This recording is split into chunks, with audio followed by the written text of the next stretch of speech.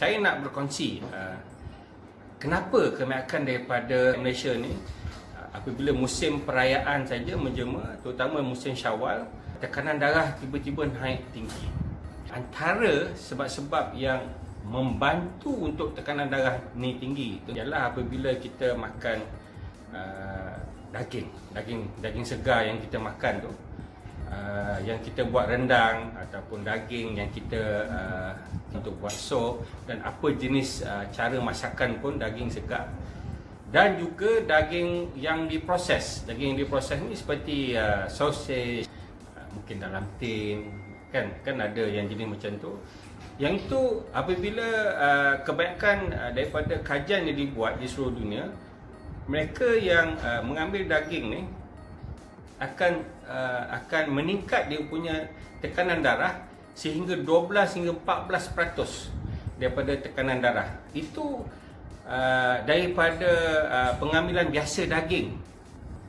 Tapi bayangkan tuan-tuan dan puan, apabila kita mengambil daging ni dalam musim perayaan, di mana kebanyakan daripada kita akan makan daging lebih banyak daripada biasa. Yalah, kalau kita pergi satu rumah ni, kita makan rendang, lepas tu kita makan sup lagi dan sup. Jadi ini akan membantu kenaikan bukan 12 hingga 14%, malah saya percaya dia melebihi daripada 14%.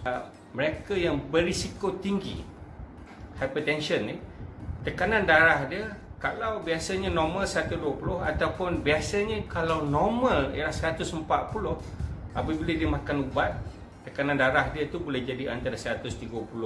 Boleh dikatakan normal pada waktu tu, tiba-tiba naik melonjak tinggi, malah dia boleh menyebabkan kesan yang kita tidak ingini. Malah kebanyakan daripada faktor stroke ataupun sakit serangan jantung di dalam Malaysia datang daripada mereka yang mempunyai masalah hypertension. Tuan-tuan dan puan, minta maaf kalau saya sebut penyakit ni ke apa, sebab dia ni tidak akan memberi apa-apa simptom kadang-kadang pada setengah orang. Pada setengah orang dia akan merasa pening kepala, dia akan merasa sakit tengkuk, ataupun dia akan merasa badan lemah akibat daripada tekanan darah tinggi. Tapi ada setengah orang tidak ada rasa apa-apa.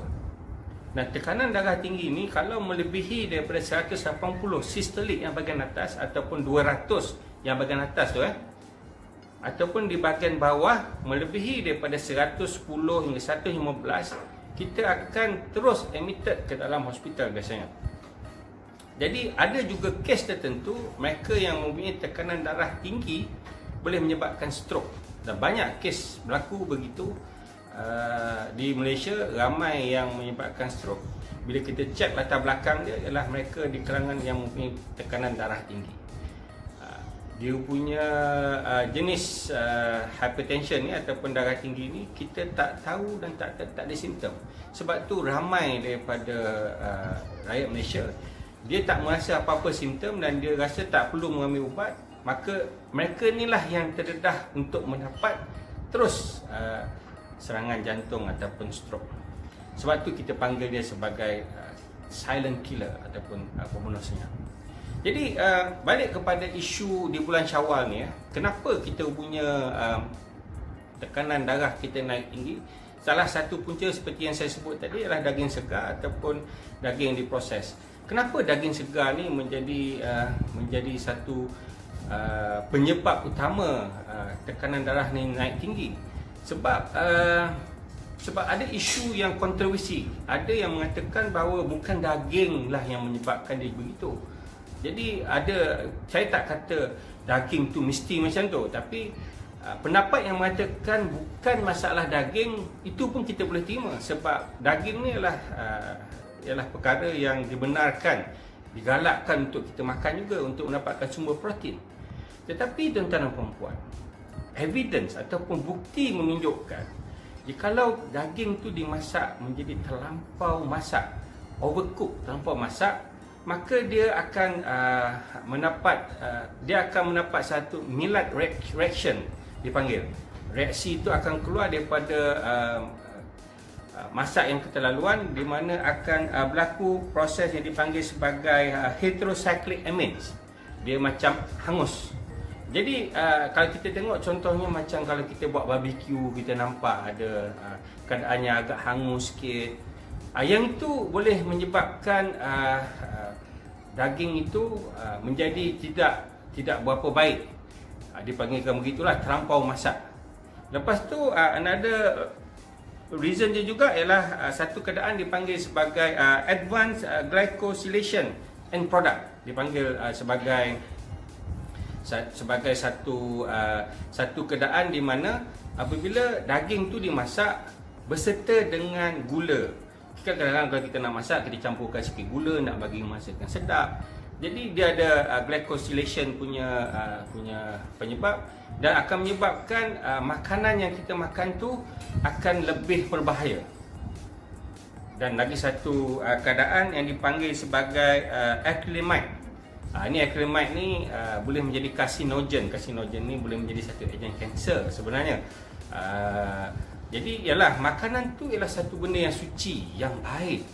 Tapi apabila kita berketerlaluan untuk kita masak, sebab kita akan masak biasanya daging ni terlampau masak melebihi daripada suhu tertentu, overheated, lebih daripada 100 darjah Celsius, ataupun lebih tepat lebih daripada 120 darjah Celsius, maka kita punya daging tadi tu boleh menjadi tukar dia punya struktur chemical tu ke arah bentuk plastik. Jadi kenapa perkara itu berlaku? Saintis mengkaji ada kemungkinan akibat daripada pencampuran daripada bahan-bahan masakan yang lain, seperti yang high carbohydrate macam ubi kentang kita campurkan dengan ayam, dengan daging tadi kan. Lepas tu tindak balas high carbohydrate ni tadi daripada ubi kentang tadi tu, bersertakan bukan saja ubi kentang lah, termasuk juga kalau nasi, kalau kita dicampurkan sekali dengan daging tu yang akan keluarkan asparagines dipanggil, iaitu sejenis amino acid, sejenis protein lah. Apabila dia bercampur lebih daripada 120 darjah Celsius, dia boleh menyebabkan struktur tu bertukar menjadi agak berbahaya.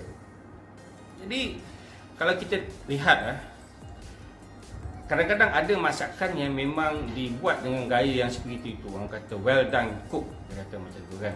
Jadi ada benda yang kita masakan tradisi, terutama orang-orang di Malaysia, orang Melayu, orang Cina, orang India, mereka ada masakan yang orang kata overcook, well done. Jadi dia akan menyebabkan satu reaksi tindak balas kimia yang tak berapa baik. Jadi ini akan menyebabkan body kita bertindak balas, akan menyebabkan proses inflammation dipanggil. Tindak balas inflammation ni supaya body kita ni dapat melawan segala kesan-kesan kimia yang tak berapa baik ni, dan juga proses oksidan, pecahan oksigen. Jadi bila ini berlaku, maka tekanan darah kita akan naik. Jadi nampak macam mana tabiat biasa luar daripada biasa pada hari raya apabila kita makan daging terlalu banyak, terutama daging yang kita tak boleh elak lah kalau daging tu dah masak begitu rupa, maka dia akan meningkatkan kita punya tekanan darah tinggi. Jadi apa lagi penyebab daripada tekanan darah tinggi ni, tuan-tuan dan puan-puan? Salah satu lagi ialah air minuman yang bergula, dipanggil